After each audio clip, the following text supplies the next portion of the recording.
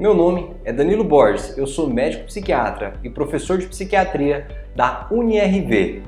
Agora, no Papo Saúde, eu vou falar sobre qual a causa da depressão. Muitas pessoas, pacientes, familiares, amigos, chegam para mim e perguntam: Danilo, mas qual a causa da depressão?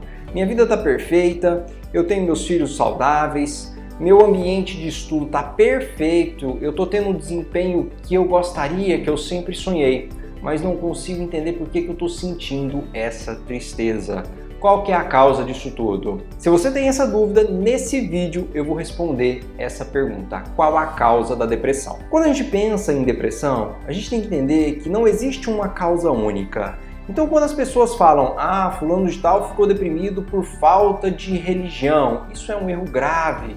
Quando as pessoas falam que alguém ficou deprimido porque teve um término de relacionamento, isso também não faz o menor sentido. Porque pensa comigo, se todo mundo que terminasse um relacionamento ficasse depressivo, todos nós teríamos depressão. Então, primeiro ponto, a gente tem que entender que a depressão ela é multicausal. O que eu quero dizer com multicausal ou multicausalidade? Que a gente não atribui simplesmente um fator para determinar a causa de um quadro depressivo. Então, quais são essas causas que vão se somando até que em um momento aparece a depressão? Primeiro aspecto é a parte genética. A gente sabe que a depressão ela tem uma herdabilidade. A gente tem uma herança de pais, avós para os filhos. Os estudos mostram que a herdabilidade da depressão é de aproximadamente 37%. Mas é só o fator genético envolvido na causalidade da depressão? Não, porque 37% não explica todos os casos, né? Não explica 100%, obviamente. A gente tem um outro fator que seria o estressor ambiental. E aqui o ambiente pode ser determinante, por exemplo, histórias de maus tratos, história de abuso na infância.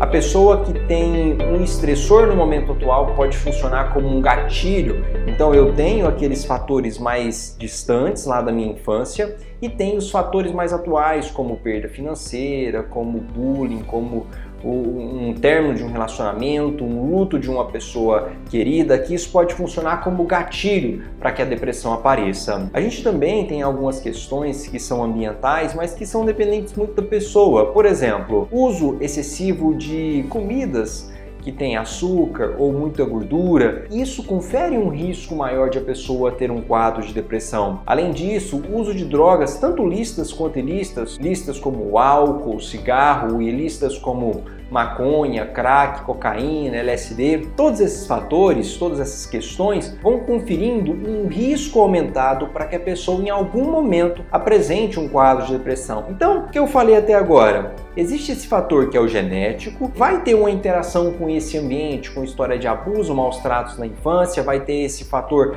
de uma alimentação desequilibrada, um estilo de vida sedentário também, que eu não disse, mas a gente sabe que pessoas que têm um estilo de vida mais sedentário têm um risco maior de desenvolver depressão, pessoas que têm privação de sono, que muitas vezes deixam de dormir ou que dormem mal, isso também vai conferindo um risco aumentado de depressão. Mas é só isso? Não. A gente sabe também que tem aquela hipótese que a gente fala que são hipóteses das monoaminas. O que é isso, Danilo? Sabe aquelas substâncias cerebrais, serotonina, noradrenalina e dopamina? Principalmente essas três substâncias. A gente sabe que em quadros depressivos, essas substâncias elas têm uma diminuição do nosso cérebro. E aí, a ideia é que com o remédio a gente regularize essa neurotransmissão.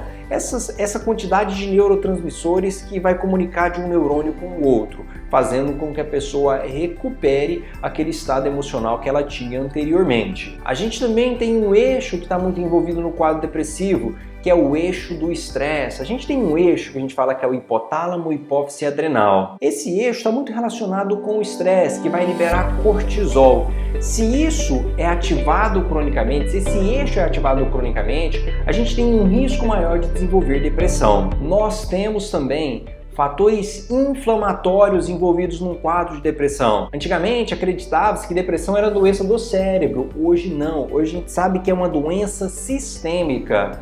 Tanto que muitas pessoas que têm depressão têm um aumento de atividade inflamatória no organismo. Isso é interessante porque a depressão por si só, ela aumenta o risco da pessoa ter uma doença cardiovascular, ter uma doença do coração, ter uma doença muitas vezes também metabólica. Então, ficar atento a isso. Depressão não é uma doença só do cérebro da pessoa. O estresse cronicamente também está relacionado com destruição de neurônios. Então, aquela pessoa que tem um estresse crônico, isso vai causando lesão no cérebro e aí ela vai perdendo, inclusive, aquela capacidade cognitiva de raciocinar, de pensar, de tomar decisão, memória, concentração. Tudo isso vai sendo prejudicado. Então, olha quantos fatores que estão envolvidos num quadro de depressão.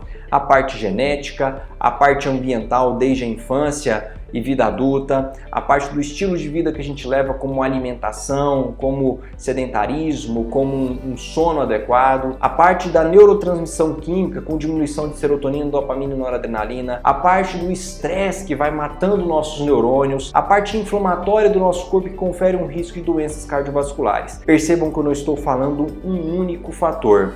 A gente vai ter um somatório desses fatores até que em algum momento a doença aparece. E aí sim, a gente fala em causas da depressão, essa multicausalidade. Então a próxima vez que alguém for perguntar para você sobre o que está causando essa depressão, você tem essa resposta mais clara, que ela é multicausal. A gente não pode atribuir a depressão a um único fator. A boa notícia é que mesmo diante de tudo isso, mesmo diante dessa multicausalidade, nós temos tratamentos, que não necessariamente vão ser tratamentos medicamentosos. A gente pode fazer o tratamento somente com psicoterapia se for uma depressão mais leve. Se você acha que esse vídeo é útil para você ou útil para alguém que você conhece, compartilhe esse vídeo. E se tem alguma dúvida com relação à causa da depressão, deixe nos comentários que eu vou responder.